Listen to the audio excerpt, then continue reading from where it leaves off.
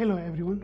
The Australian government has unveiled its long-awaited plan for fuel efficiency standards for new cars. The government's preferred standard, released on Sunday, would apply to new passenger and light commercial vehicles from 2025. Under the proposal, car manufacturers would be set an average carbon emissions target for the vehicles they produce and would receive credits for meeting them and be penalized for missing these targets. Car manufacturers who fail to meet the standards across the entire fleet would face a financial penalty from the 1st of January 2025.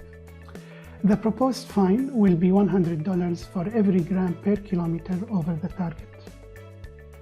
Clearly, the government is commended for pursuing this initiative, and their proposal is a step in the right direction.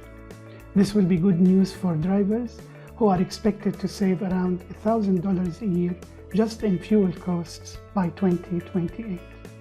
A vehicle purchase in 2028 will end up saving its owner around $5,700 over 5 years or $17,000 over the life of the vehicle. While this is a welcome cost of living reduction measure, the proposal does not go far enough in meeting our emissions reduction targets. To put it in perspective, the proposal will bring Australia in line with rules introduced in the US about 50 years ago and falls short of the more strict standards available in Europe. For example, the European Union is targeting standards of 0-gram carbon emissions per kilometer by 2035, while the US is aiming for 42 grams per kilometer in 2032. The government expects the preferred standard to deliver a reduction of 369 million tons of carbon emissions by 2050, which is equivalent to the last 6 years of emissions from light vehicles in Australia. This falls short of meeting net zero emissions in 2050, which means on its own the standard won't be effective.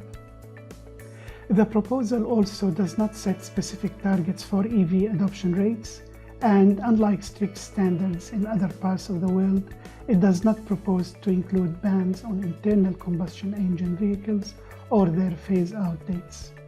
The proposal would also need to be accompanied by a roadmap for incentives to help consumers make the shift to EVs where prices are still high compared to the petrol or diesel counterparts. There also needs to be targeted subsidies or measures to ensure equity. Other policy interventions are needed to lower emissions from transport, which clearly can't be achieved through these standards alone. Importantly, any credible strategy for road transport decarbonization must stop subsidies and incentives for fossil fuel vehicles. Overall, this is a welcome development, but the government needs to be more ambitious in its aims and must also be transparent and release the emissions and economic modeling behind the scenarios considered, particularly the expected adoption rates of low and zero emission vehicles between 2025 and 2050, to provide the public with more confidence that this is a genuine attempt to reduce transport emissions.